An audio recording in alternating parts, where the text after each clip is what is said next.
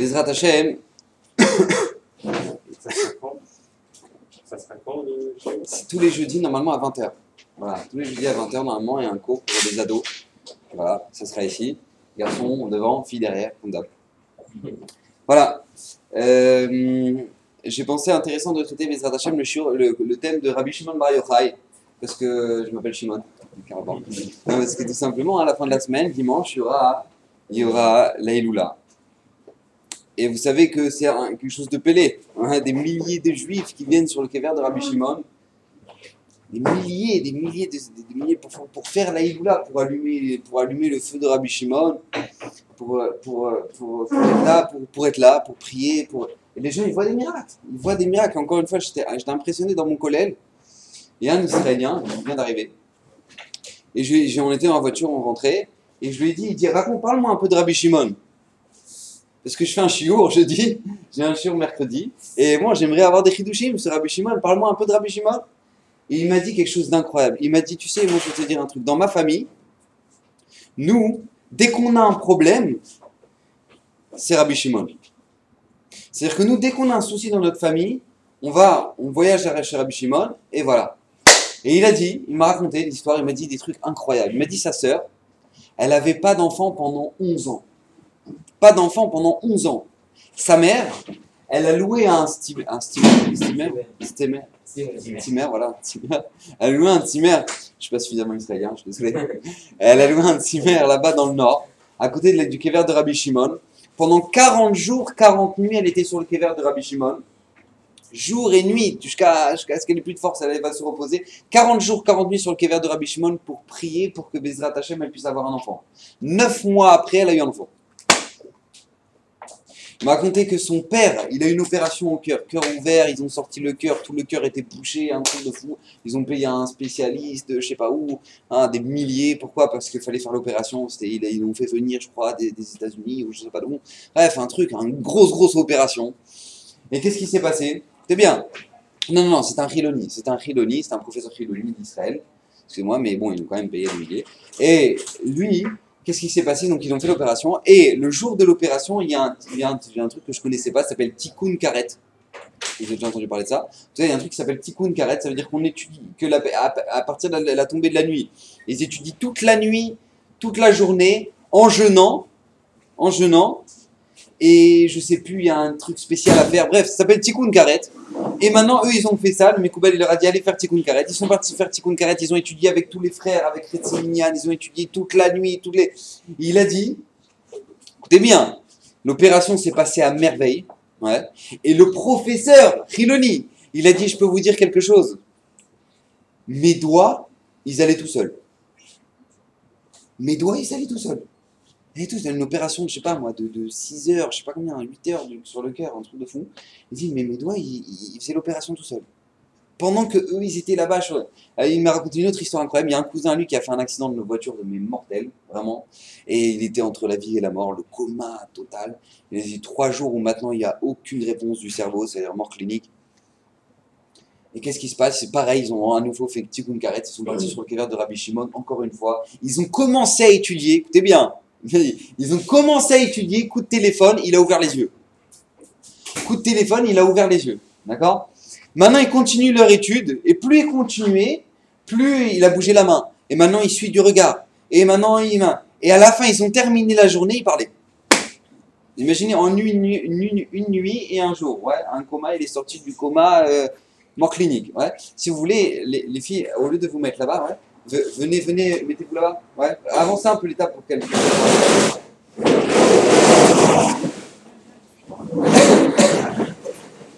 Allez, mettez-vous là-bas.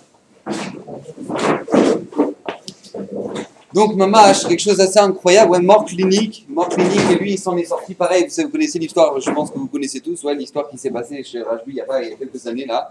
Il y a un enfant qui était là-bas le jour de l'Akba Omer, et il est tombé du toit. Je trouve qu'il est tombé du toit. Alors, il est tombé du toit, et au moment où il est tombé du toit, et donc coma, carrément quoi, qui mate mort, la mère, elle prend l'enfant, elle le met sur le kéver de Rabbi Shimon. Tous les secours, ils font sortir tout le monde du kéver. Elle le met sur le kéver de Rabbi Shimon et elle ferme la porte. Elle se met à pleurer. Elle dit Hachem, Hachem, rends-moi mon enfant, je te parle au route de Rabbi Shimon, etc. L'enfant, il revient à la vie. Pareil aussi, il m'a raconté une histoire dans sa famille. Lui, c'est un frère, il m'a raconté une histoire dans sa famille. Un oncle à lui, écoutez bien, un oncle à lui, quand il était petit, il avait une maladie, je sais pas quoi. Bam, le gosse, il est mort. Pas chute, il est mort. La mère, au lieu de, chez lui, chez elle à la maison, la mère, au lieu de l'emmener à l'hosto, qu'est-ce qu'elle a fait? Elle l'a emmené sur le kéver de Rabbi Shimon. Et elle s'est mise à pleurer, à pleurer, à pleurer. Il m'a dit, c'est mon oncle. Et plus elle pleurait, plus les membres y revenaient à la vie. Elle a commencé à dire, Hachem, je t'en supplie, tac, un bras. Hachem, tac, l'autre bras. Et après, tac, une jambe. Et elle avait tellement plus de force que ça s'est arrêté à sa jambe gauche. Et Adayom Azi boite parce que la jambe droite, elle marche pas. Donc, on a une grande Sheila qui doit se demander, ouais. C'est-à-dire que les ségoulas, c'est sympathique, mais il faut comprendre, quoi. La vérité, il n'y a pas de ségoulas sans raison. Ça n'existe pas chez nous. Ouais. Donc, on doit comprendre Makara. Vous savez qu'il y a un klal gadol dans la Torah, que la mort des tzadikim, pour nous, c'est une grande souffrance. C'est marqué Mefourage dans le Midrash. C'est marqué, c'est plus grave la mort des tzadikim que quoi? Que la destruction du Beth Amikdash. Le départ des tzadikim, c'est plus grave aux yeux d'Hachem que la destruction du Beth Amikdash. Donc comment c'est possible que nous, maintenant, le jour où on fête le départ de Rabbi Shimon Bar Yochai, maintenant qu'est-ce qui se passe? Et on fait la fête, et vas-y, allume les feux, et machin. Qu'est-ce qui se passe? Comment ça se fait que ça se passe comme ça? Et en plus de ça, on sait que le jour de la Iloula de Moshe Rabbeinu, le jour de la mort de Moshe Rabbeinu, le 7 Adar, il y a un lien de jeûner. Même pour Aaron à Cohen, son frère, que maintenant il est mort Rosh Chodesh Av. Il y a un lien de jeûner, même si c'est Rosh Chodesh, il ramène le Shulchan Aruch. Il y en a qui jeûnent, même si c'est Rosh Chodesh, que normalement on n'en fait pas de Ta'anit. Pourquoi? Parce que c'est la mort des tzadikim. Comment c'est possible que là, Rabbi Shimon, on commence à faire la fête, Et c'est quoi? Et deuxièmement, ce sera quoi le message que nous, on peut en tirer dans notre vie de tous les jours? Parce que si Akadosh Baruch Hu a voulu, et comme on l'a dit la semaine dernière, si Chazal ont voulu instaurer cet événement-là, c'est qu'il se passe quelque chose, et il y a un message pour nous, pour toutes les générations. Alors qu'est-ce que nous, maintenant, dans notre génération, qu'est-ce qu'on peut en tirer de ce départ-là de Rabbi Shimon? Alors, quand même, je vais raconter un peu la vie de Rabbi Shimon, parce que je crois que pas tout le monde la connaît. Et ne m'en voulez pas si je ramène pas toutes les sources de ce que je dis, parce que j'ai lu énormément de choses pour essayer de construire ce shiur, et donc du coup je me rappelle pas exactement qui c'est qui ramène quoi, je suis vraiment désolé. Donc ne m'en voulez pas, si vous voulez après le shiur, je peux vous dire. Mais en tout cas voilà. Donc le Rabbi Shimon Bar Yochai, il est né à environ 50 ans après la destruction du deuxième Beth Amikdash. Environ. D'accord? Environ 50 ans. Son père, il s'appelait Yochai. Ouais. Yochai, parce que c'est Rabbi Shimon Bar Yochai, Ben de Yochai, le fils de Yochai. Et sa mère, elle s'appelait Yvette. Non, carrément. Non, sa mère, elle s'appelait Sarah. Je voir si vous suivez. Sa mère, elle s'appelait Sarah. D'accord? C'était Sarah. Maintenant, Yochai, c'était un des Gdolé Israël. Pachout, c'était un des Gdolé Israël. D'accord? Il était une dougma, il venait de la tribu de Yehuda. Sa mère, Sarah, elle venait de la tribu c'était une descendante de Hillel Azaken. C'était une famille extraordinaire, très riche. D'accord? Ça, c'était les parents de Rabbi Shimon Bar Yochai. Maintenant, le problème technique, c'est qu'ils n'ont pas d'enfants. Ils n'ont pas d'enfants. Donc, passent les années les unes après les autres. Et Yochai, il est inquiet. Il dit, j'ai pas de descendance. Donc, sa femme arrive à comprendre qu'il est possible que son mari risque de se marier avec une autre femme pour avoir des enfants. À ce moment-là, Sarah commence à prendre un sidour et se met à prier, à pleurer Hachem, et à implorer qu'Akadosh Baruch Hu écoute cette filote et qu'elle lui donne un enfant. Et qu'elle ne vit pas ça, le fait d'avoir une concubine à la maison ou quoi que ce soit, ou qu'il soit divorcé. Elle ne veut pas vivre ça, et que Mamash, elle veut donner un enfant à son mari. Elle veut offrir ce cadeau-là. Le jour de Rosh Hashanah, écoutez bien, le jour de Rosh Hashanah, le soir de Rosh Hashanah, Yochai fait un rêve. C'est quoi ce rêve? Ce rêve, il est dans une sorte de forêt comme ça immense. Et dans cette forêt immense, il y a des arbres avec des fruits magnifiques, etc. Des arbres splendides. Et il y a des arbres qui sont tout secs. Des arbres tout secs. Et donc, qu'est-ce qui se passe? Lui, il est là dans cette forêt. Et il s'appuie sur un arbre. Il est appuyé sur un arbre dans ce rêve-là. Et cet arbre-là, il est tout sec aussi. Tout séché, on dirait qu'il est mort. Kimat, il est mort. Et à ce moment-là, il voit dans son rêve quelque chose d'incroyable. Il voit un espèce de géant avec des grands réservoirs d'eau qui passent dans la forêt.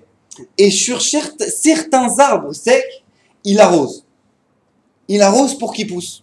Certains arbres secs, il les arrose pour qu'ils poussent. D'autres non, certains oui.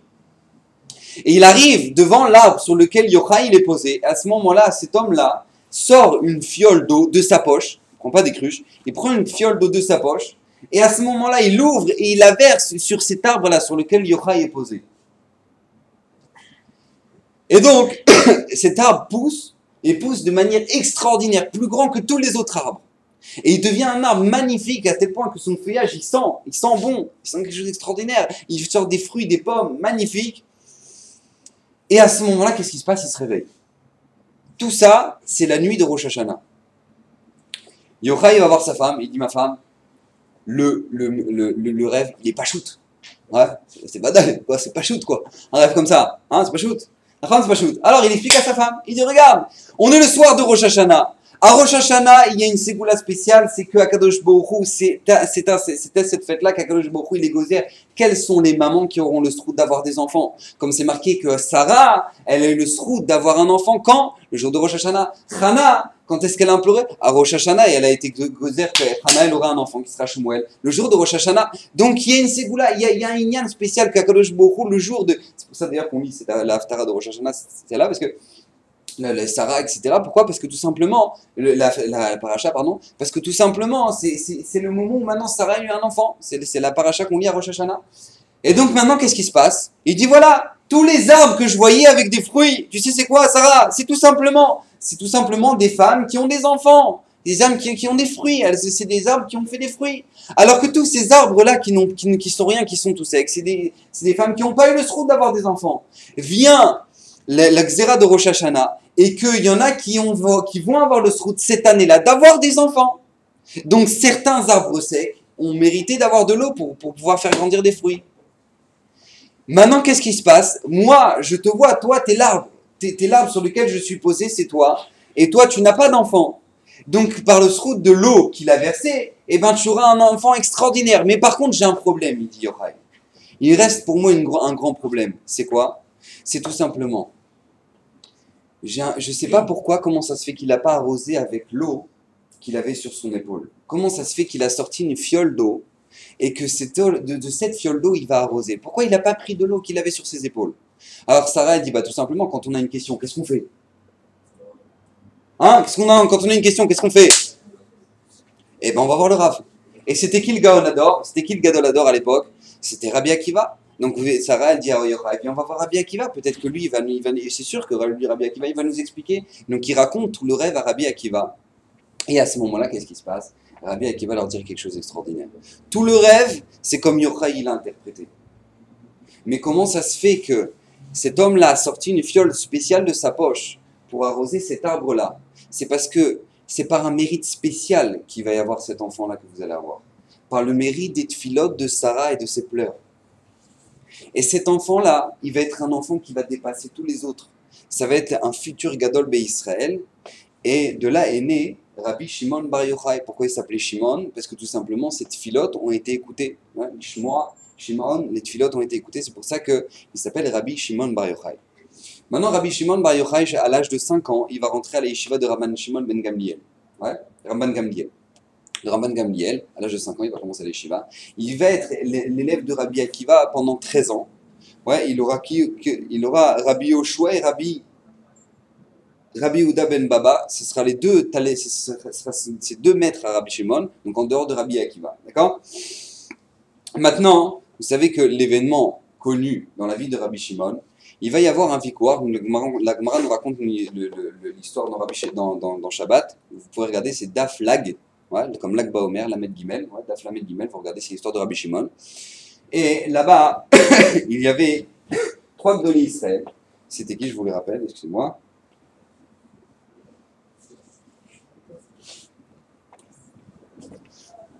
Rabbi Uda et Rabbi Yossi et Rabbi Shimon. Voilà, Rabbi Uda, Rabbi Yossi, Rabbi Shimon.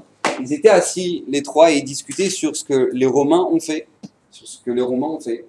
Alors Rabbi Uda il disait, regarde, ce peuple quand même, heureusement quand même on est tombé dans les mains de ce peuple, pas un autre, parce que regarde, ils nous font des ponts, ils nous font des marchés, ils nous font plein de choses, ouais, il y a la lumière dans la rue la nuit, etc. C'est magnifique, ouais, les Romains et Dom, c'est bien, au moins ils font des choses bien. Rabbi aussi, lui, il entend ça et il ne dit rien. Rabbi Shimon, il dit, mais ma pitom, tu me charries ou quoi? S'ils commencent à faire des ponts, tu sais pourquoi? C'est pour prendre des taxes. Parce que maintenant, ils savent très bien que tu peux prendre que leur pont. Et ben non, qu'est-ce qu'ils vont? Ils vont te sortir de l'argent. Et s'ils ont fait des marchés et des lumières dans la nuit, c'est pour mettre des prostituées, c'est pour leur kiff. Et s'ils ont fait des bains, c'est pour leur profit personnel. Il n'y a rien qui est en train de me raconter là. Ces paroles-là, cette discussion entre Rabbi aussi, Rabbi Yehuda et Rabbi Shimon, elle va être entendue dans le royaume chez César. Et qu'est-ce qui va se passer? Rabbi Yehuda, que lui a fait le shvar. Alors qu'est-ce qui se passe? Il va devenir Rosh Medabrim, comme dit la Gemara. Il va devenir un Rav Chashuv. Et Rabbi aussi, qui n'a rien dit, il va devoir partir en galoute. Rabbi Shimon, il va être condamné à mort. D'accord? Rabbi Shimon Bar Yochai est condamné à mort sur ce qu'il a dit. Et à ce moment-là, il va devoir partir. Et il va partir où? Il va fuir, Rabbi Shimon. Hein? Où? Au Beth Midrash, Khazak, on fuit au Beth Midrash.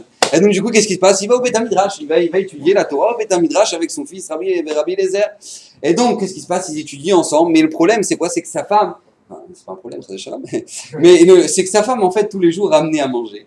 Et lui, Rabbi Shimon, il a dit, le problème, c'est que ma femme, c'est une sadéquette. Mais on sait jamais, si jamais maintenant, il risque de l'embêter, de lui faire de la torturer pour savoir où est-ce qu'on est. Alors, elle risque de balancer. Donc, qu'est-ce qui se passe? Ils prennent la fuite. Et ils partent carrément où? Dans la grotte. D'accord? Dans la grotte. Dans cette grotte-là, écoutez bien, Rabotai, écoutez bien. C'est pas qu'ils vont étudier sur un transat avec le cocktail et tout. Ouais, non? C'est qu'ils vont s'enterrer dans la terre. Ils vont s'enterrer dans la terre pendant 12 ans. Ils vont enlever leurs habits, ils vont garder leurs habits pour une seule chose, pour la tfila. Mais, en dehors de ça, ils vont s'enterrer jusqu'au cou. Ouais? Ça fait shalom, jusqu'à là. Hein? Jusqu'au cou. Et donc, ils vont s'enterrer jusqu'au cou pour étudier la Torah. Et jour et nuit, Hachem va faire un est qu'il y aura un caroubier, ouais, qui va pousser. Je ne sais pas si vous avez déjà vu ce que c'est une caroube. Vous avez déjà vu ce que c'est une caroube? Ouais, à l'occasion, vous regardez ce que c'est une caroube. Ouais, c'est très appétissant. Ouais. Vous regardez, mangez-en une fois. Moi, j'ai eu le srout d'en manger une fois. Ouais. Bon. Et donc, qu'est-ce qui se passe? Donc, lui, il mangeait des caroubes. Et il y avait une petite source d'eau qui coulait au pied de cet arbre-là. Et ils ont pendant 12 ans étudié la Torah. Et dans cette grotte-là, va sortir de eux le Zohar. Zohar HaKadosh, ouais, l'œuvre de Rabbi Shimon Bar Yochai, c'est dans cette grotte-là qu'ils vont le composer. Et donc, qu'est-ce qui va se passer? Au bout de 12 ans, ils sortent et ils voient un mec en train de labourer son champ. Donc, quand il voit quelqu'un qui laboure son champ, il le brûle sur place. Il lui dit, mais comment c'est possible? Tu n'étudies pas la Torah, toi? Et rac, le mec a un tas de cendres. À ce moment-là, il y a une voix céleste qui sort. Excusez-moi, avant, il y avait Eliyahu Hanavi qui est venu, qui leur a dit, ah, c'est bon, le César, il est mort, César, il est mort. Ouais, donc ils sont sortis. Et donc, qu'est-ce qui se passe? Ils ont brûlé un tas de cendres. Et donc, à ce moment-là, il y a une voix céleste qui sort et qui dit, Rabbi Shimon, Rabbi Eliezer, vous devez retourner dans votre grotte, parce que tout simplement, c'est pas comme ça que le monde il fonctionne, c'est pas quand quelqu'un il bosse, rac, tu le tues. Ouais. Et donc, qu'est-ce qui se passe? Pendant un an, ils vont réapprendre des isodotes, on va comprendre un peu c'est quoi, et ils vont ressortir. Et à ce moment-là, on nous raconte l'histoire que Rabbi Shimon Bar Yochai va voir un homme, un vieux monsieur qui est en train de courir avec deux myrtes dans chaque bois. Ouais, la das. 2 myrtes dans chaque, une dans chaque main. Et il lui dit, mais où est-ce que tu vas? Tu cours comme ça. Il fait, c'est pour Shabbat. Il lui dit, mais alors quoi, c'est pour Shabbat? Prends-en une. Il fait, non, un Keneged Zachor, un Keneged Shamor. Zachor et Shamor. Ouais. Alors du coup, qu'est-ce qui s'est passé? Donc lui, un Keneged Zachor, un Keneged Shamor. Donc très bien, un Keneged Zachor, un Keneged Shamor. Donc, Rabbi Shimon dit à son fils, regarde, parce qu'en fait, le problème, c'est que Rabbi Eliezer, même quand il est sorti au bout de 13 ans, il brûlait tout. Ouais. Et donc, du coup, Rabbi Shimon, il était derrière pour tout réparer. Rac, d'accord? Lui, il brûlait, lui, il réparait. Lui, il brûlait, lui, il réparait. D'accord? C'est comme ça que ça se passait. Et donc, à ce moment-là, Rabbi Shimon, il fait, hey! Arrête-le, laisse-le tranquille, lui. Regarde! Alors, il lui dit, comment ça se fait? Ah, Jacob Shamor. Ah, regarde le srout qu'ils ont, ces juifs. Quand même! Regarde comment c'est important pour les mitzvot. Alors, Rabbi Lazare, il a compris à ce moment-là. Et il a arrêté. Rabbi Shimon Bar Yochai, le jour de sa mort, il va se passer quelque chose d'extraordinaire, qui est le lac Baomer. Il va se passer Pachout quelque chose d'extraordinaire. Il va être zoré à des dévoilements de la Torah, mais extraordinaires, ad kedekar. Écoutez bien, que seulement 6 élèves de Rabbi Shimon vont pouvoir tenir devant lui. Parce que tous les autres, ils ne peuvent pas. C'est-à-dire qu'ils sont obligés de sortir de la maison parce qu'il y a le feu de la shrina. Vous imaginez un peu l'ambiance. Ouais. C'est-à-dire que tout le monde, les gens, ils ne pouvaient pas tenir. Pachout, ils ne pouvaient pas tenir. Il était en train de... Excusez-moi. Ah, d'accord. Baruch atah Adonai Eloheinu melech haolam she'akol nהיה בדברו. Et donc à ce moment-là, qu'est-ce qui se passe? Rabbi Shimon, il va avoir un dévoilement extraordinaire de la Torah. Ouais. Et ad kedekar que Akadosh Baruch Hu birvodo beatzmo, avec toutes les neshamot de tous les tzadikim qui sont dans le Gan Eden, vont descendre pour venir écouter les chidushim qui va dire le jour de sa mort. Lag Baomer.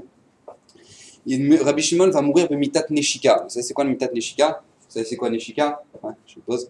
C'est quoi? C'est un bisou. Ah, d'accord, on va faire un dessin, ouais. Et donc du coup, qu'est-ce qui se passe? C'est un bisou. Et donc lui, Rabbi Shimon, il est mort de mitat neshika. Vous savez que j'en avais déjà parlé. Il y a plusieurs sortes de morts. Ouais, il y a la mort par le malach hamavet. Il y a la mort par le mitat neshika. La mort par le malach hamavet, ça fait mal. Ouais. C'est en général après le corps il sent pas bon. Et après qu'est-ce qui se passe? Le visage il est gris. Et le visage il est comme ça triste, etc. Et le corps, ouais. D'accord, ça c'est la mort par le malach hamavet, comme nous dit la Gemara dans Chagiga, parce que le malach hamavet il fait tellement peur. Ouais. Comment il fait? Ha! Et à ce moment-là, il fait ah! Alors du coup il se passe, rac, il lui met une goutte dedans dans la bouche. Ouais. Et au bout de l'épée, il a une épée avec une goutte au bout de la bouche. Rac, ça tombe dedans et hop, la neshama elle sort. D'accord? Et c'est cette goutte-là qu'elle dit la Gemara dans Chagiga, que le corps il sent mauvais, que lui devient gris, et qu'il a une tête comme ça. Ouais. Alors qu'est-ce qui se passe? Ceux qui meurent de mitat neshika, leur visage est rayonnant. Ouais. Parce que Neshika, c'est Hachem qui descend et qui prend la Neshama Birvodo Beatzmo. Ça, c'est Rabbi Shimon Bar Yochai. Au moment où il va se passer la mort, au moment où la Neshama va sortir du corps de Rabbi Shimon Bar Yochai, Pachout, personne dans le monde n'était capable de pouvoir regarder face à la lumière qui se passait au moment de cet instant-là. Personne ne pouvait tenir. D'accord? Maintenant, qu'est-ce qui se passe? La mort de Rabbi Shimon Bar Yochai, Lag Baomer, pourquoi on le fête? C'est une question. Makara, comment ça se fait qu'on le fait? Alors pour ça, il y a plusieurs raisons. La première raison, c'est parce que tout simplement par la grandeur de toute la Torah qui nous a été dévoilée ce jour-là. Ouais, le jour de la mort de Rabbi Shimon. Le Chida, il ramène que tout simplement, parce que le jour de Lag Baomer, vous savez que nous, comme on a dit la semaine dernière, que pendant tous les jours du Homer, il y a 24 000 élèves de Rabbi Akiva qui sont morts. Le jour de Lag Baomer, Rabbi Akiva a pris ses 5 Talmidim, dont Rabbi Shimon Bar Yochai, et a tout recommencé de ces 5 élèves-là. Et donc c'est ce jour-là que toute la Torah a eu une continuité. Et donc à ce moment-là, c'est pour ça que c'est ce jour-là, il y a le Chida qu'on fête. D'autres expliquent que tout simplement parce que les Rabbi Shimon Bar Yochai, le problème que nous, quand il y a un tzaddik qui quitte ce monde, c'est parce que tout simplement on sent qu'il y a un vide. Personne ne peut le remplacer. Ouais. Rav Eliashiv, quand il est parti, Rav Ovadia Yosef, on sent un vide, il nous manque. Ouais. Chas v'shalom, sans aucun gna sur tous les autres, Chas v'shalom. Mais on sent, quand il y a un Gadol Hador qui est parti, il est parti. On le sent, on est une argacha, on sent qu'il est parti. Or, Rabbi Shimon Bar Yochai a laissé un fils, qui était qui? Qui était Rabbi Eliezer. Et sur Rabbi Eliezer, je vais vous dire des choses, ouais, on ne peut même pas les comprendre, mais bon, on peut les comprendre comme on peut. Hein. Écoutez bien ce qui est marqué. C'est ramené où ça? C'est marqué dans Maseret Souka.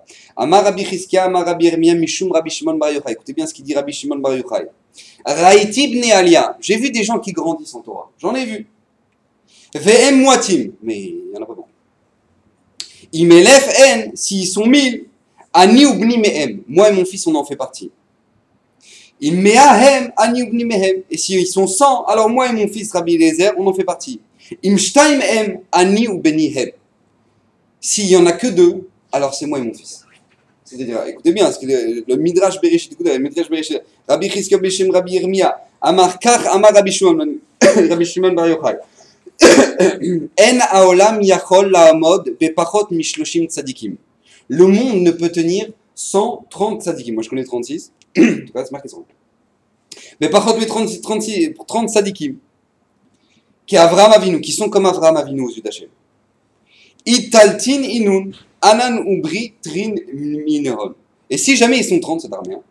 Si ils sont 30, alors moi et mon fils, on en fait partie. Veim isrin inun, anan vebri mineron. Et s'ils sont 10, on en fait partie. Veim as...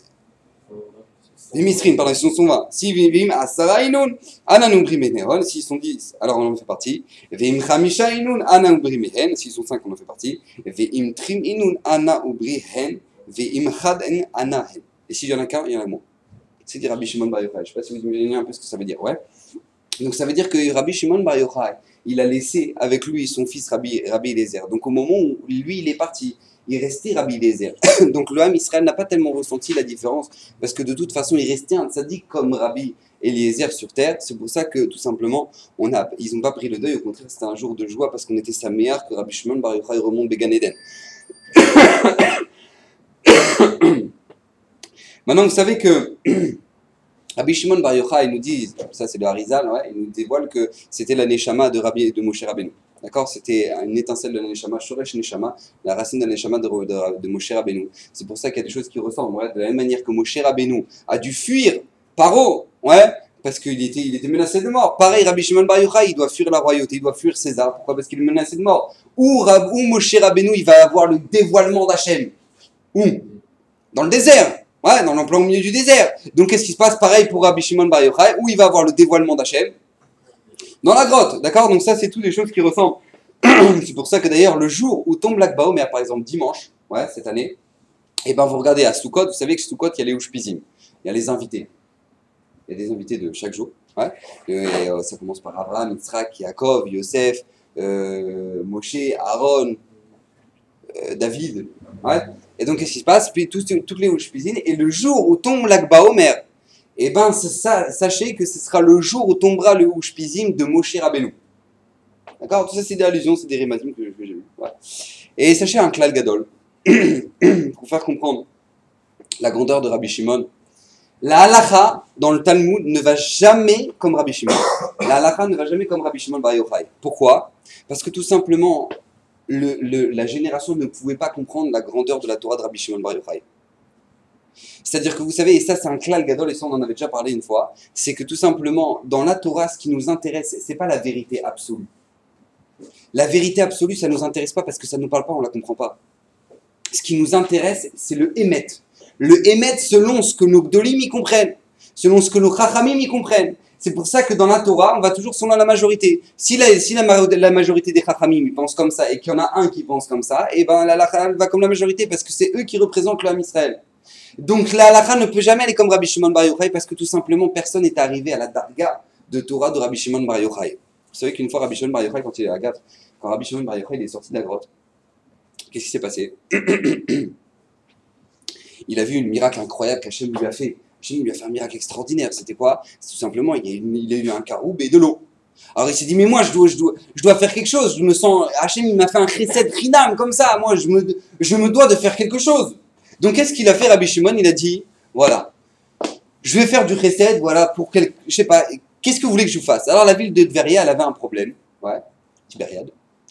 La ville de Tveria, elle avait un problème. C'est quoi? C'est que tout simplement, il y avait des morts qui étaient enterrés, mais on ne savait pas où est-ce qu'ils étaient enterrés là, pas là, pas là. Donc du coup, les Kohanim, c'est une grosse tannée. Le Kohen qui voulait faire chercher sa baguette à la boulangerie, au lieu d'aller à la rue d'en face, il fallait qu'il fasse ça rac pour rentrer à la boulangerie. Parce que là, il y a peut-être un mort, là, il y a peut-être un mort, là, il y a peut-être un mort, et là, il y a peut-être un mort. Donc lui, c'était une grosse tannée. Il ne pouvait plus marcher, les Kohanim, dans la ville de Tveria. Parce qu'on ne sait pas, peut-être qu'il y a un mort là, peut-être qu'il y a un mort là, on ne se souvient plus, etc. Donc lui, qu'est-ce qu'ils sont partis voir? Ils ont demandé à Rabbi Shimon, dévoile-nous où est-ce qu'ils sont les morts. Au moins qu'on sache où est-ce qu'il y a un mort, comme ça on peut le signaler, comme ça le Kohen il va savoir. Alors Rabbi Shimon Bar Yochai, ce qu'il a fait, il a vu toute la ville de Tveria, il a dit voilà, il y a un mort, là il y a un, là il n'y en a pas, c'est une blague, là il y a un, ah c'est un chien ça, d'accord. Lui il a fait toute la ville de Tveria, il leur a expliqué. Maintenant, il y a un goy, il a fait une bonne blagouze, ouais, super sympa. Il a dit mais Rabbi Shimon, qu'est-ce que tu racontes là, tu dis qu'il n'y a pas de mort, mais il y en a un, bien sûr il y en a un là-dedans. Et Rabbi Shimon Bar Yochai, il a vu Beruach HaKodesh, qu'en fait, tout simplement, le goy, pour se moquer de Rabbi Shimon, il est parti enterrer un mort là-bas. D'accord? Donc Rabbi Shimon, il a fait, ah, il y en a un, ah bah très bien, alors que celui qui vit, il meurt, et celui qui meurt, il se lève. D'accord? Et donc, du coup, qu'est-ce qui s'est passé? C'est ce qui s'est passé. Et donc, du coup, le goy est mort, et le juif, il dit, ah, incroyable, Marlouf. Et donc, du coup, lui, et c'est comme ça que c'est passé, ouais, la ville de Rabbi Shimon, comme ça, il a fait un chesed extraordinaire. Vous comprenez un peu la grandeur de Rabbi Shimon Bar Yochai, ouais, c'est l'Oyuman qui sous pas.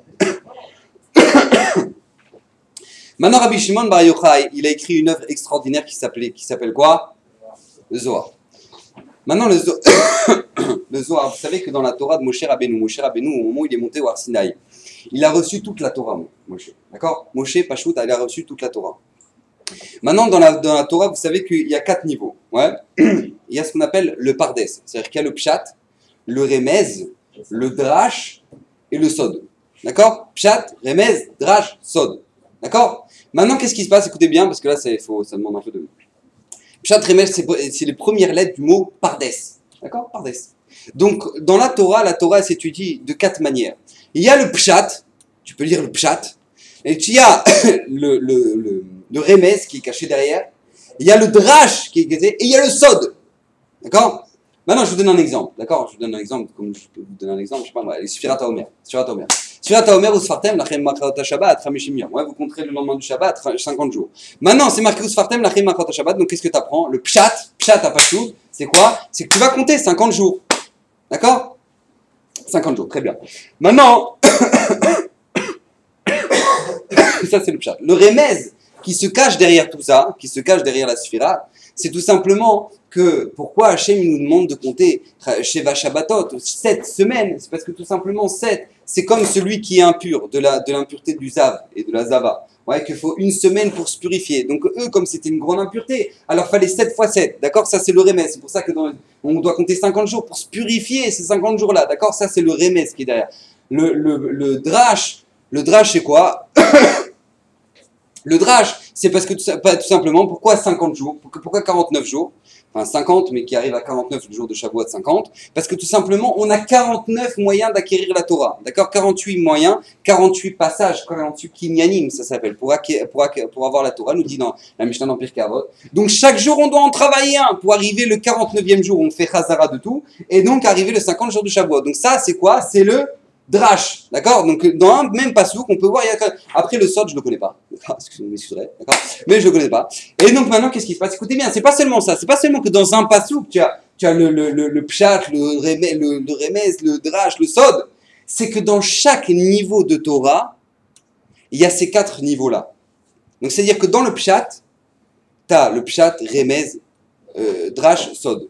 Maintenant, dans le remez, tu as le pshat du remez. Ouais. T'as le drash, t'as le remez du remez, et t'as le drash du remez, et t'as le sod du remez, d'accord? Et pareil dans le drash, et dans le drash, t'as le pshat du drash, et d'accord? Vous comprenez un peu le niveau. Tout ça, ça a été donné à Moshe Rabbeinu. Rabbi Shimon Bar Yochai nous a dévoilé le sod, même si Moshe Rabbeinu l'avait reçu, mais il est venu nous dévoiler le sod, qui est le Zohar HaKadosh, d'accord? Et donc, ça, c'était tout le travail de Rabbi Shimon. Maintenant, on va essayer de toucher un peu ce qui est Nogal à nous. Maintenant que je vous ai raconté tout ça, c'est bien joli, c'est sympathique. Ouais. Maintenant, qu'est-ce qui se passe? On va essayer de comprendre pourquoi Hachem, il a voulu que dans toutes les générations, on fête cette fête-là qui est l'Ag BaOmer. Vous savez que pourquoi on fait du feu à l'Ag BaOmer? Parce qu'on a froid. C'est un peu dommage, ouais, il commence à faire chaud. Donc qu'est-ce qui se passe? Comment ça se fait que Hachem, comment ça se fait que le minag est qu'on prend un feu? On prend un feu et qu'on brûle du feu, et ça c'est Zecher les Rabbi Shimon Bar Yochai, il a des Rabbi Shimon Bar Yochai, on fait du feu. Pourquoi? Vous savez que le feu, il a une capacité extraordinaire, il a une capacité de construire, il a une capacité de détruire. Ouais. Le feu, il peut être destructeur, ouais, ça peut être un incendie, ça peut être destructeur, à Kedekar, tellement destructeur que maintenant, même de la cendre, on peut rien en faire. Vous savez que quand quelque chose brûle, du bois brûle, de la cendre, on peut rien en faire. On peut rien en faire. Ah, tu peux pas faire un petit château de cendre. Ouais, c'est de la cendre. Maintenant, le feu à four, ça peut rassembler. Vous savez que quand les gens, dans les maisons, nous, on ne connaît pas ça maintenant, on allume sur un bouton, tac. Mais avant, comment ça se passait? C'était que maintenant, il y avait la cheminée. La cheminée, c'était l'endroit où il y avait le feu. C'est l'endroit que ça réchauffait. C'est l'endroit où les gens, ils se rassemblaient autour du feu. Le feu, c'est là pour nous éclairer quand il y a l'obscurité. Quand il y a l'obscurité, tu as le feu pour venir t'éclairer. Tout ce Hesh-là, tout ce feu-là, c'est le feu qui représente le Hesh à Torah. Le feu de la Torah. Le feu de la Torah. Dans notre vie qui est obscure, il y a la Torah qui est là pour nous éclairer. Rabbi Shimon, pas juste il est là pour nous ramener la Torah qui nous éclaire, mais il est là pour nous éclairer toute une vie de Torah. Ou au contraire, vous savez que Chazvé Shalom, il y a des gens qui peuvent avoir la Torah, mais ils sont encore pires. Il y en a qui, la Gemara a dit que chez certains, la Torah, c'est Samamavet, ouais, c'est Samamavet pour quelqu'un qui n'a pas envie d'avancer, qui n'a pas d'Irat Shamayim, celui qui étudie la Torah, c'est encore pire. Il devient un vicieux, un truc, c'est horrible, d'accord? Donc c'est un feu qui peut détruire, mais Rabbi Shimon Bar Yochai il est là pour nous apprendre un feu qui peut être éternel. Le feu de la vie. Écoutez bien, Rabbi Shimon Bar Yochai, il parle dans le Chasse, il parle dans le Midrash environ 4245 fois. 4245 fois, on voit un enseignement de Rabbi Shimon Bar Yochai dans tout le Talmud, dans tout le Midrash. Maintenant, Rabbi Shimon Bar Yochai nous dit un enseignement, c'est une Gemara dans Brachot. Et c'est important de le savoir avant d'aller sur le kever de Rabbi Shimon, ouais, de savoir un peu sur quel point Rabbi Shimon appuyait un principe de la vie. Écoutez bien. Tanu Rabbanan, nos sages nous enseignaient. Et tu rassembleras ta récolte. Matal Moulema, qu'est-ce que ça vient de t'apprendre? Que toi, maintenant, tu vas aller devoir récolter. La Torah te dit, oh, super. Alors, tu sais quoi, tu le laisses pousser le blé. Ouais, donc moi, Hachem, il a besoin de te dire, tu sais, quand le blé, il a poussé, eh ben, va le ramasser. Sans blague. Sans blague. Je savais pas. J'aurais cru, si la Torah ne me l'avait pas dit, j'aurais cru que maintenant, bah, quand on te dit le blé, il pousse, eh ben, tu le laisses. Allez, laisse-le. Regarde-le, ça va, il est sympa. Après que t'aies travaillé, tu vois, t'as labouré. Après que t'as arrosé. Après que t'as planté, t'as machin. Ouais, tu vois, après tout ça. Après, tu dis, non, allez, vas-y, laisse-le. Fais-toi un kiff. La Torah dit, non, bah, ça va des ganecha. Attention, il faudra que maintenant tu prennes tout ça et que tu l'engranges. Ah. Alors la Gemara dit, mais attends, j'ai pas compris. À quoi ça sert de nous dire ça? Bah, ça va des ganecha. Madame Moulama. Les filles chez Nehemar, nous dit la Gemara, puisqu'il dit, loïmouch shefer Torah zemi picha. Puisqu'il est dit dans la Torah, la Sefer Torah Azimi Picha, que la Torah ne doit jamais quitter ne serait-ce qu'une seconde ta bouche. Donc j'aurais pu croire, quand est-ce que j'ai le temps d'étudier? Quand est-ce que j'ai le temps d'étudier? Oui, mais à Sefer Torah Azimi Picha, Yachol Dvarim Kiktavan. J'aurais pu croire que maintenant, mamache, je n'ai pas le temps d'aller récolter. Je dois faire de la Torah tout le temps. Talmud Lomar va savta deganecha. C'est pour ça que la Torah, elle vient te dire va savta deganecha. Non, va récolter ton champ. Je ne sais pas si vous imaginez un peu comment. Mais c'est quoi cette Gemara? La Gemara te dit, tu sais, je vais te permettre d'aller bosser. Mais c'est normal. Mais non, parce que normalement, t'as pas le droit d'aller travailler. Parce que normalement, la Torah, elle doit toujours être dans ta bouche. Donc tu dois que faire d'étudier la Torah. Donc comment c'est possible que maintenant tu ailles faire autre chose? Ah, Talmud Lomar va savta deganecha. Imaginez un peu le truc. C'est comme ça quand je lui fais réfléchir. Ouais, oui, c'est pas shoot. Mais la Torah, non, pas du tout. C'est pas du tout pas shoot. La Torah, elle vient t'apprendre que tout simplement, voilà, maintenant tu peux aller bosser. D'accord? Écoute bien.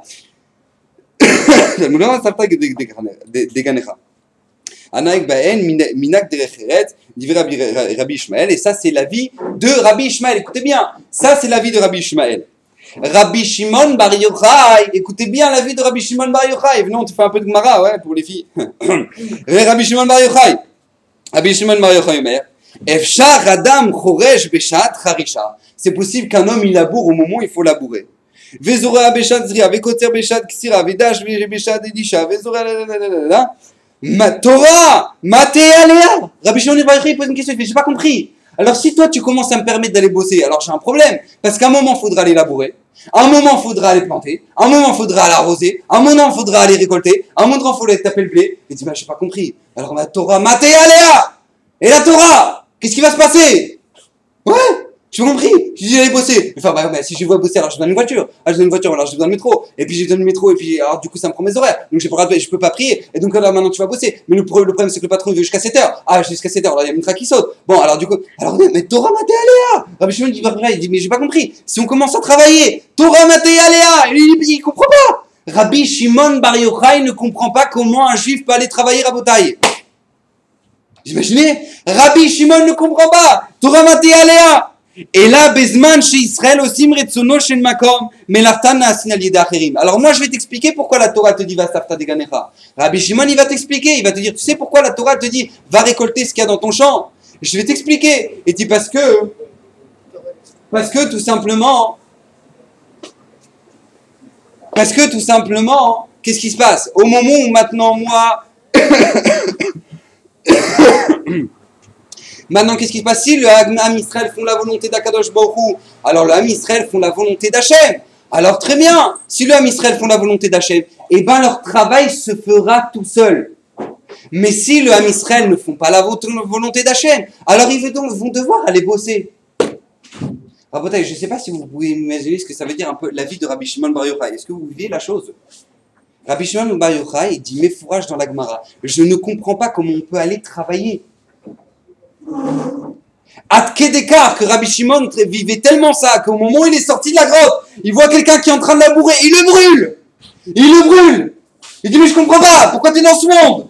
Mais pourquoi tu es dans ce monde? Tu t'es posé la question? Quoi, pour ramener 5000 shekels à la fin du mois? C'est la raison pour laquelle tu es dans ce monde. Pour ramener 5000 shekels à la fin du mois. Mais qu'est-ce qu'on s'en fout? Mais qu'est-ce qu'on s'en fout? Baba, t'as une éternité. T'as 120 ans. Mais après, t'as quoi? T'as une éternité. Mais t'as pas le temps de perdre du temps. Qu'est-ce que tu fais là? Rien faire. Pour lister pas chez Rabbi Shimon. Mais toi, tu brûles. Et il brûlait. Adkedekar, Kadosh Baruch Hu a dû le faire rentrer dans la grotte encore une année. Kadosh Baruch Hu lui a dit, vous devez rentrer encore, vous êtes trop dangereux. L'homme Israël, il peut pas tenir un truc pareil. Il y a Rabbi Ishmael qui est en marloquette avec lui. Rabbi Ishmael, la Gemara a dit, beaucoup ont essayé de faire comme Rabbi Shimon Bar Yochai. Ils n'ont pas réussi. Donc à ce moment-là, Rabbi Shimon Bar Yochai va encore rentrer un an pour pouvoir supporter le fait de voir les gens qui travaillent. Vous imaginez un peu ce que ça veut dire?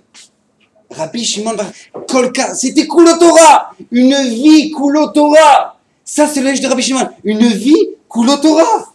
Maintenant, on peut comprendre pourquoi Rabbi Shimon, il dit dans Menachot, il dit quelque chose d'incroyable. Dans la Maseret Menachot, il dit quelque chose d'extraordinaire. Il dit, si un homme, il fait Kriyat Shema le matin, et un homme, il fait Kriyat Shema le soir, alors il est Mekayem, le pasouk, lo yimush, excusez-moi, lo yimush sefer Torah azem pira. Le même pasouk qui disait, comment chez Rabbi Shimon Bar Yochai peut dire ça? Il vient de dire que c'est toute la journée qu'il faut étudier. La réponse, c'est tout simplement ça, c'était après la grotte. Une fois qu'il est retourné encore un an, et ben maintenant il dit ça dans ce qu'il a enseigné dans Menachot. Imaginez-vous les talmidim de Rabbi Shimon. Une fois, il y a un talmid de Rabbi Shimon qui est parti en route d'arrêt pour faire de l'argent. Ouais, il est parti aux États-Unis, aux States, pour faire de l'argent un peu. Ouais, je reviens dans un an. On la connaît celle-là, ouais, on la connaît bien. Maintenant, qu'est-ce qui se passe? Il est parti, ouais, là, je pars en States, en France, je sais pas quoi, ouais, je vais faire plein de fric. Maintenant, quand je vous dis, hein, d'expérience, tous les jeunes qui ont sorti cette lourdeur-là, ouais, écoutez bien, tous les jeunes qui m'ont sorti cette lourdeur-là jusqu'à maintenant, et je dis, mais qu'est-ce que tu fais aux États-Unis? Bah, tu vois, j'ai un oncle, je travaille dans un magasin, et machin, et tu verras, je vais me faire plein de fric. Mais en fait, le mec, il travaille comme un chameau, du début de la journée jusqu'à la fin de la journée. Et en fait, il pourrait faire ça ici. Ouais, mais il le fait pas. Non, il faut faire ça aux États-Unis. Bon, alors, il fait ça. Après, comme il est payé en dollars, il a l'impression qu'il est, oh, j'ai des dollars. Et il revient et dit, ouais, j'ai plein d'argent. Mais baba, cet argent-là, t'aurais pu le faire ici, tranquillement. Ouais. Mais tout simplement, c'est parce que t'as la flemme de bosser ici, mais là-bas, t'as pas la flemme. Je sais pas pourquoi, c'est phénomène, c'est incroyable, c'est peut-être les dollars, mais je sais pas, en tout cas voilà. Qu'est-ce qui se passe? Un jour, il y a un talmid de Rabbi Shimon comme ça, ça lui est arrivé, la même chose, ah, allez, je pars au States, je vais faire de l'argent. Et donc, qu'est-ce qui se passe? Il y a un talmid de Rabbi Shimon qui est parti pour faire de l'argent. Et il revient, il gare sa Ferrari devant la yeshiva. Il gare sa Ferrari devant la yeshiva de Rabbi Shimon. Tous les bachorim ils sortent, ils font, waouh!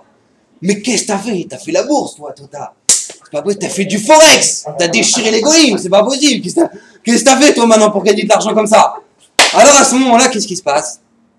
Rabbi Shimon, les talmidim me disent, alors il fait, non, c'est le forex, c'est truc, c'est machin, c'est les panneaux solaires et machin, bon bref, ouais, le truc. Et donc il dit, qu'est-ce qui se passe? Ouais, c'est ça. Alors à ce moment-là, ils font, oh, c'est incroyable, peut-être moi je fais du panneau solaire de 9 à 10 ce soir. Ouais.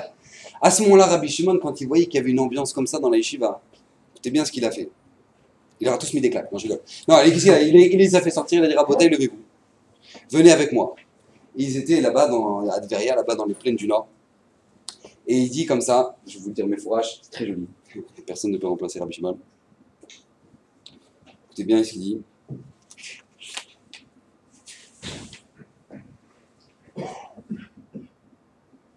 C'est où? Excusez-moi, une seconde. Voilà. Maaseh betalmid echad, une histoire avec un talmid chez le Rajbi, chez Yatsa l'Esrora, qui est parti travailler. Vir viar ve'ashir ve'ayu talmidim roim était, il raconte pas la Ferrari, ouais, d'accord. Mais bon, Roim était très var, il voyait comment il a gagné. Les tsarim s'atzman, et bon, ça leur faisait mal au cœur, pour la vérité. On est là en train de notre étudier. Maaseh Rajbi, nasiv leon le talmidav, ve'nafak leon le bika. Amar les Bika. Donc lui, il est sorti dans une grande plaine. Il a emmené tous les Bachurim de la Yeshiva. Il les a sortis dans une grande plaine. Écoutez bien ce qu'il a dit. Bika, Bika, itmale dinare za'av. Plaine, remplis-toi de pièces d'or. Miad, nitmale abika dinare za'av. À ce moment-là, qu'est-ce qui se passe? Pas shoot. Rabbi Shimon, il a dit. Et donc à ce moment-là, la plaine, elle s'est remplie d'argent. Remplie d'argent. Amar li Talmidav, il a dit à ses élèves, Kol echad mikem yitol kol ma shu rotze, shemu mevakesh. Que chacun prenne ce qu'il a envie. Ah, ça fait, oh, ouais, j'ai des sakesh. Ouais, donc ils ont tout pris, tac, tac, tac, tac, tac, ils sont allés, rac, rac, rac, ils ont commencé à remplir. Il a dit, et là, écoutez bien, seulement, Yuyodim, sachez, chez Kol Mishenotel Mimeno, tout celui qui prend le main maintenant, Matan Sraro Leatid Lavo ou Notel.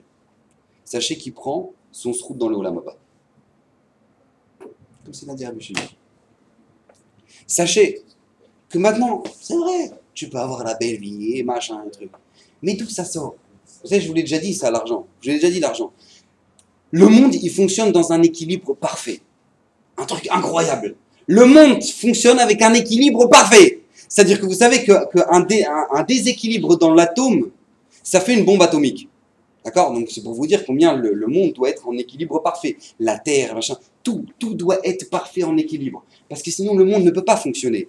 Maintenant, il y a un truc que tu comprends pas, que le mec il est blindé alors qu'il faut rien, et l'autre il est en train de bûcher pendant des heures, ouais, il travaille, machin, truc, il gagne rien. L'argent a un déséquilibre parfait. Pourquoi? Parce que tout simplement, Hachem il a mis l'argent chez les riches. Pourquoi? En dépôt pour les pauvres. Et les pauvres, elle dit la Gemara, Rabbi Akiva, qui César lui a demandé, il a dit Hachem, s'il aime tant les pauvres, alors pourquoi il leur donne pas de l'argent? Pourquoi il leur donne pas d'argent? Hachem il aime les pauvres, mais c'est bien joli ça, alors qu'il leur donne de l'argent. Ah, ma Rabbi Akiva, tu sais pourquoi? C'est pour sortir les riches du Gehinnom.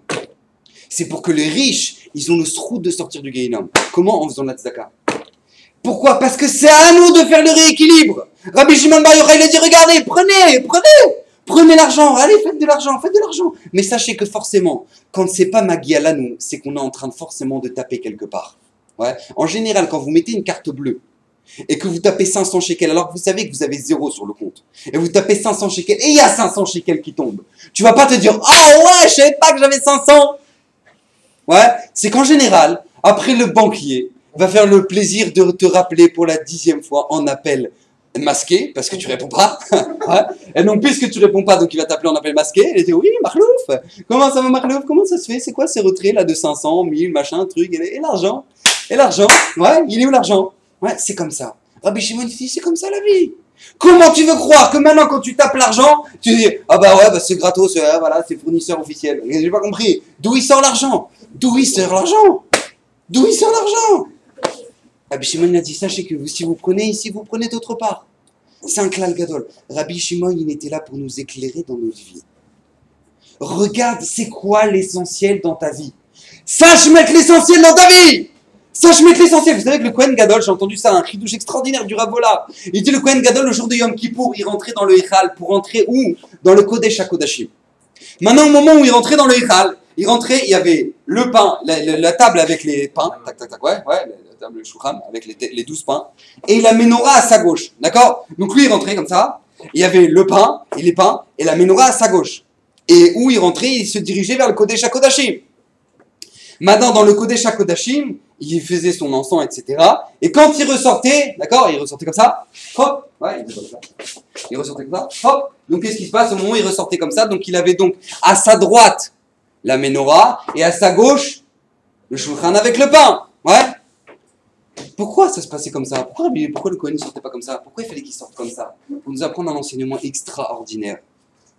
C'est au moment où tu viens de l'extérieur. Au moment où tu rentres, tu viens de l'extérieur et tu veux rentrer dans le Kodesh HaKodashim, sache une chose. Sache que dans ta tête, le plus important, c'est l'argent, c'est le pain. C'est comment manger, c'est ça. Ça, c'est le plus important, c'est à ta droite. Après, t'as la Torah à ta gauche. Mais sache une chose. Un homme qui ressort du Kodesh HaKodashim, quand un homme, il a compris l'essentiel dans sa vie, quand il ressort de ça, il a la menorah à sa droite et le pain à sa gauche. Il comprend que l'essentiel dans la vie, c'est la Torah. Et après, à sa gauche, il a quoi? Il a, faut manger. Alors, faut manger, je travaille un peu pour manger. Mais c'est pas l'essentiel. C'est pas l'essentiel. Rabbi Shimon Bar Yochai, il vivait dans le Echal 24 heures sur 24. Pour lui, c'était barour. Tout le temps dans sa vie, où est-ce que je vais? Qu'est-ce que je fais? Où est l'essentiel? Rabotai, il le vivait tellement qu'il a transmis ça à son fils. Parce que je comprends pas. Quand vous regardez, Rabbi Shimon Bar Yochai, il est rentré dans la grotte avec son fils. Mais attends, mais son fils, il a fait quelque chose dans l'histoire? Son fils, il est pour quelque chose, lui. Il n'avait rien à voir dans l'histoire, lui. Il n'avait rien à voir. Rabbi Shimon, il a dit, ouais, le Romain, ta. Maintenant, qu'est-ce qui se passe? Lui, il doit fuir dans la grotte et son fils, il vient avec. Mais pourquoi il vient avec? Pour s'enterrer pendant 13 ans, déjà jusqu'au cou dans la terre, machin. Mais pourquoi son fils, il vient avec? Pourquoi il se met... De toute façon, Rabbi Eliezer, il serait pas allé faire du bowling, ouais? Vous comprenez bien que Rabbi Eliezer, il serait pas allé faire du bowling, jouer à la PlayStation en attendant que son père, il sorte de la grotte. Qu'est-ce qu'il aurait fait, Rabbi Eliezer? Qu'est-ce qu'il aurait fait, Rabbi Eliezer? Rabbi Lazare, pardon. Rabbi Lazare, qu'est-ce qu'il aurait fait pendant tout ce temps-là? Il serait allé à l'Yeshiva, il aurait étudié. C'est pas shoot, non? Alors qu'est-ce qu'il a besoin de rentrer dans la grotte? La réponse des Mefarshim, elle est toute simple. Parce que lui, il savait tellement combien c'est important la Torah. Je ne veux pas perdre ne serait-ce qu'un seul instant de la Torah de mon père. Et pour ça, je suis prêt à ce que maintenant, m'enterrer dans la terre, je suis prêt à manger des caroubes et je suis prêt à rester dans une grotte pendant 13 ans. Ne pas perdre ne serait un seul instant la Torah de mon père. La Gemara nous raconte dans Shabbat, au moment où il est sorti de Rabbi Shimon Bar Yochai de la grotte, écoutez bien dans quel état il était. Amalé, écoutez bien. Shama Rabbi Pinchas ben Yair, son beau-père, Rabbi Pinchas ben Yair, il a entendu ça. Khatne. Venafak Leapé, il est venu à sa rencontre. Et donc, qu'est-ce qui se passe? Venafak Leapé Alia Lebe Banya. Et donc, il l'a emmené maintenant dans un bain. Pourquoi? Pour se laver le corps. Avec Arich les Bisre, au moment où il lui lavait son corps.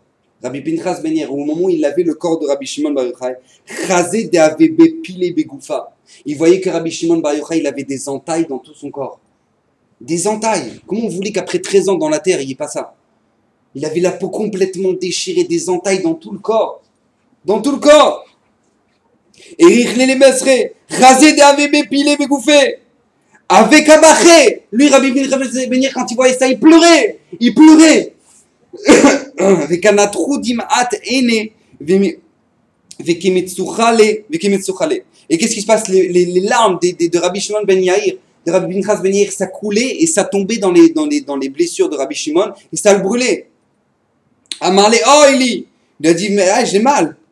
Non, excuse-moi, Rabbi Pinchas il a dit oh Eli shireiti Rebekah.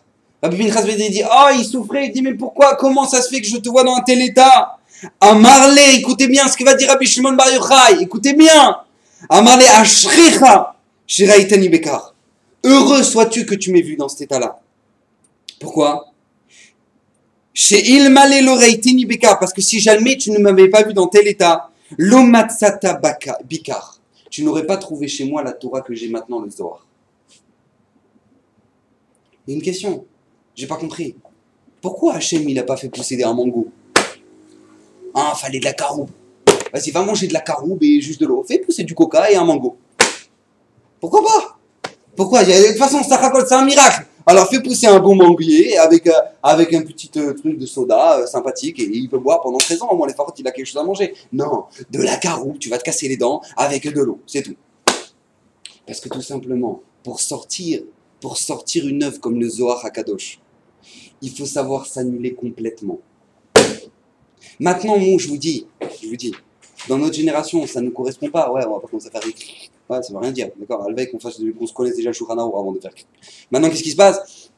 Ça ne nous parle pas. Mais au moins, il y a un enseignement extraordinaire à tirer de ça. Un enseignement extraordinaire. C'est que Rabbi Shimon Bar Yochai, pour connaître la volonté d'Hachem, il était prêt à tout sacrifier.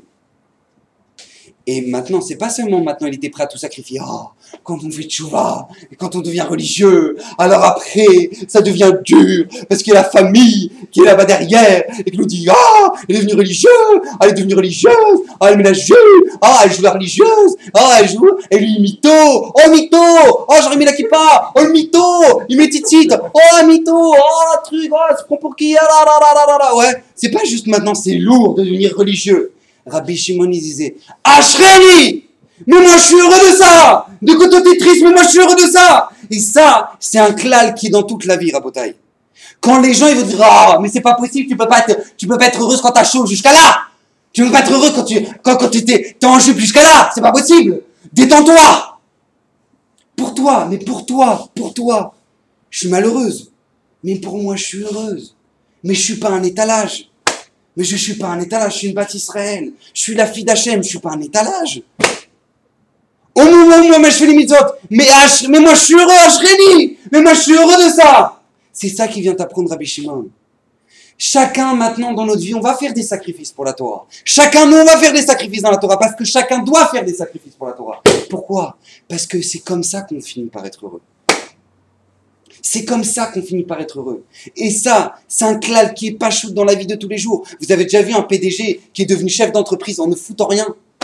Regardez tous ceux qui ont réussi. C'est des mecs, ils n'ont pas dormi des nuits. Ils ont réfléchi à la stratégie. Ils ont réfléchi, ici je passe par là, ici je fais ça, ici je fais ça. C'est des mecs qui se sont investis. Ils ont sacrifié des heures. Ils ont sacrifié des nuits. Ils ont sacrifié énormément de choses pour arriver à ça. Et pour arriver à quoi? À de l'argent, Rabotaï, à de l'argent.